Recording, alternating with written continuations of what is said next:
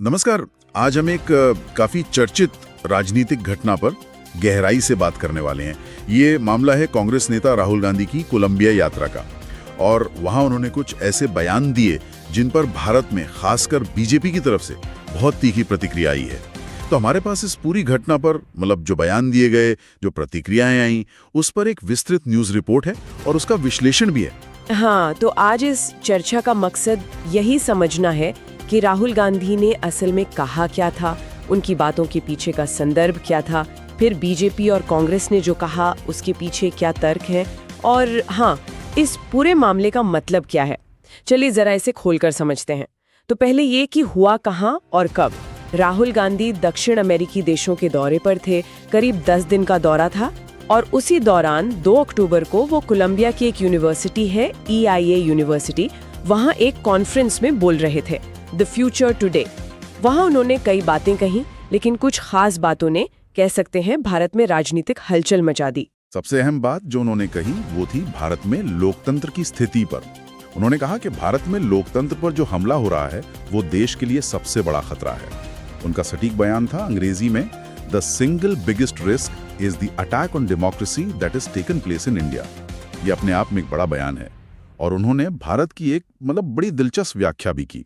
कहा कि भारत असल में क्या है, एक संवाद है, एक बातचीत, किनके बीच, अलग अलग धर्म, परंपराएं, भाषाएं, इन सब के लोगों के बीच। और ये संवाद, ये बातचीत अच्छे से चलती रहे, इसके लिए एक खुला सुरक्षित स्पेस चाहिए, एक दायरा, एक जगह। उनका मानना था कि ये स्पेस, ये जगह सबसे अच्छी तरह से लोकतंत्र ही दे सकता है। लेकिन इसके साथ ही उन्होंने एक गंभीर आरोप भी लगाया कि मौजूदा समय में भारत में इसी लोकतांत्रिक व्यवस्था पर चौतरफा हमला हो रहा है। उनके शब्द थे, currently there is a wholesale attack on the democratic system in India. ये होलसेल अटैक शब्द काफी मजबूत है। बिल्कुल, होलसेल अटैक यानी चौतरफा हमला। ये दिखाता है कि वो उसे कितना गंभीर मान रहे हैं। हाँ। और एक और बयान था जो काफी चर्चा में आया, वो भारत के वैश्विक भूमिका पर था। उन्होंने कहा कि उन्हें नहीं लगता कि भारत खुद को दुनिया का नेतृत्व करते हुए देखता है। कोट करूं तो, I don't think India sees itself as taking leadership in the world. That's not our model. हाँ, ये वाला पॉइंट भी काफी। We believe in having a partnership. हाँ, साझेदारी में ज्यादा यकीन है, लीडरशिप में नहीं। बिल्कुल, ये बात भी ध्यान खींचती है, खासकर जब मौजूदा सरकार भारत को एक विश्व गुरु या वैश्विक नेता के तौर पर पेश कर रही है।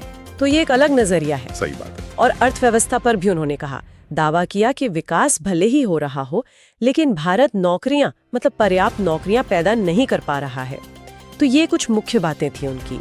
और ये बयान खासकर लोकतंत्र पर हमले वाला, जब कोई मुख्य विपक्षी नेता अंतर्राष्ट्रीय मंच पर कहता है तो वो अपने आप में महत्वपूर्ण हो जाता है। देखिए, किसी भी देश के एक वरिष्ठ विपक्षी नेता का विदेशी धरती पर जाकर अपने ही देश के आंतरिक लोकतंत्र, अर्थव्यवस्था, इन सब पर ऐसी सीधी और आलोचनात्मक टिप्पणी करना, वो हमेशा ध्यान खींचता है। और यहाँ जो बात समझने वाली है वो ये कि ये सिर्फ बयान नहीं है, ये कई गहरे मुद्दों की तरफ इशारा कर रहे हैं। पहली बात तो ये जो आपने कहा, भारत में लोकतंत्र की सेहत पर एक बड़ा सवाल। दूसरी बात, विपक्ष की भूमिका, उसको कितना स्पेस मिल रहा है। जब वो संवाद और स्पेस की बात करते हैं तो शायद उनका मतलब यही है कि जो अलग अलग विचार है, असहमति है, उसको खुलकर कहने की जगह वो क्या सिकुड़ रही है। ये सिर्फ एक राजनीतिक स्पेस नहीं, बल्कि एक, कह सकते हैं, सामाजिक और वैचारिक स्पेस की बात भी है, जहाँ अलग अलग समूह पहचाने बिना किसी डर के संवाद कर सकें। और तीसरी बात, भारत की जो वैश्विक महत्वाकांक्षाएं हैं उस पर एक वैकल्पिक नजरिया, जहां सरकार भारत को एक उभरते वैश्विक नेता के तौर पर देखती है। वहीं राहुल गांधी कह रहे हैं कि हमारा मॉडल साझेदारी का है, लीडरशिप का नहीं। हाँ, बिल्कुल अलग दृष्टिकोण। और ये वो मुद्दे हैं जिन पर भारत के अंदर तो पहले से ही काफी बहस चल रही है। इन बयानों ने बस उन बहसों को एक अंतर्राष्ट्रीय मंच दे दिया है। हो सकता है ये एक सोचा समझा कदम हो अपनी बात को बड़े दर्शक वर्ग तक पहुंचाने का, या शायद ये दिखाने का कि देश के अंदर उन्हें पूरी बात रखने का मौका नहीं मिल रहा। हाँ, और इसका नतीजा यही हुआ कि जैसे ही ये बातें सामने आईं, भारत में प्रतिक्रिया बहुत तेज हुई, खासकर सत्ताधारी बीजेपी की तरफ से। उनका मुख्य आरोप यही था कि राहुल गांधी विदेश जाकर भारत को बदनाम कर रहे हैं। देश की छवि खराब कर रहे हैं। कई बड़े बीजेपी नेताओं ने इस पर बोला, जैसे पूर्व केंद्रीय मंत्री रविशंकर प्रसाद। उन्होंने तो काफी व्यंग्यात्मक लहजे में कहा कि जिस व्यक्ति को यानी राहुल गांधी को बीजेपी और पीएम मोदी की आलोचना करने की सबसे ज्यादा आजादी है, उन्होंने तो गाली शब्द इस्तेमाल किया कि लोकतंत्र ने उन्हें गाली देने का अधिकार दे रखा है। तो वही व्यक्ति कह रहा है कि लोकतंत्र नहीं है। अच्छा। उनका तर्क था कि जब लोकतंत्र इतनी खुली छूट देता है तो ये दावा ही अपने आप में खोखला है। प्रसाद ने इन बयानों को पूरी तरह से बेबुनियाद और बेशरम भरी बातें कहा और एक तरह से चेतावनी भी दी कि भाई ऐसे विदेश में भारत को अपमानित करोगे तो जनता वोट नहीं देगी बल्कि सीटें और कम हो जाएंगी। मतलब सीधा राजनीतिक हमला। बिल्कुल। फिर एक और बीजेपी प्रवक्ता हैं प्रदीप भंडारी, उन्होंने तो और भी कड़े शब्द इस्तेमाल किए जी। राहुल गांधी को सीधे भारत विरोधी व्यक्ति कह दिया। अरे बाप रे। हाँ, उनका तर्क था कि जो हिंदुस्तान से और उसकी तरक्की से नफरत करेगा वो ही विदेश जाकर ऐसा बोलेगा। उन्होंने गांधी वाड्रा परिवार पर भी आरोप लगाया कि ये 70 साल देश को गरीब और पिछड़ा रखा। अच्छा। और कहा कि राहुल गांधी असल में पीएम मोदी के नेतृत्व में जो भारत की तरक्की हो रही है उससे जलते हैं। उन्होंने जिक्र किया भारत के $4 ट्रिलियन अर्थव्यवस्था बनने का, जल्द तीसरी सबसे बड़ी अर्थव्यवस्था बनने का, वैश्विक नेता बनने का। हाँ, ये बीजेपी का एक स्टैंडर्ड नैरेटिव है, भारत की आर्थिक प्रगति को हाईलाइट करना। सही। और भंडारी ने तो यहाँ तक कह दिया कि राहुल गांधी का रिमोट कंट्रोल विदेशी ताकतों के हाथ में है जो भारत की तरक्की नहीं चाहते। ये तो बहुत गंभीर आरोप है। हाँ, बहुत गंभीर। और फिर बीजेपी के राष्ट्रीय प्रवक्ता शहजाद पूनावाला ने एक्स पर ट्विटर पर लिखा कि राहुल गांधी एक प्रोपेगेंडा के लीडर की तरह बर्ताव कर रहे हैं और विदेश जाकर लोकतांत्रिक व्यवस्था पर सवाल उठाना ये तो भारतीय राज्य यानी इंडियन स्टेट के खिलाफ लड़ने जैसा है। तो आप देख सकते हैं कि प्रतिक्रिया कितनी सख्त और सीधी थी। ऐसा लगा कि ये सिर्फ राजनीतिक आलोचना नहीं बल्कि देश पर हमला माना गया।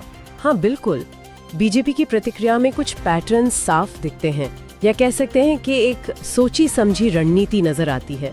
पहला और सबसे हावी विषय है राष्ट्रवाद का, राष्ट्रीय छवि का। राहुल गांधी के बयानों को फौरन देश को बदनाम करने, भारत को अपमानित करने से जोड़ दिया गया। ये एक बहुत शक्तिशाली भावनात्मक अपील होती है। दूसरा, विपक्ष के नेता पर बहुत सीधा, व्यक्तिगत और तीखा हमला, उनकी नीयत पर, उनकी समझ पर, यहाँ तक कि उनकी देशभक्ति पर सवाल, भारत विरोधी, विदेशी ताकतों के इशारे पर काम करना, ये सब उसी रणनीति का हिस्सा है। हाँ, ये आरोप लगे। तीसरा, प्रधानमंत्री मोदी के नेतृत्व में भारत की प्रगति का जोर शोर से बखान, खासकर आर्थिक तरक्की और वैश्विक मंच पर बढ़ते कद का, और राहुल गांधी के बयानों को इसी प्रगति से जलन या उसे कमजोर करने की कोशिश के तौर पर पेश किया गया है। ये एक तरह का कंट्रास्ट बनाने की कोशिश है, एक तरफ बढ़ता हुआ मजबूत भारत और दूसरी तरफ एक विपक्षी नेता जो कथित तौर पर इस छवि को खराब कर रहा है।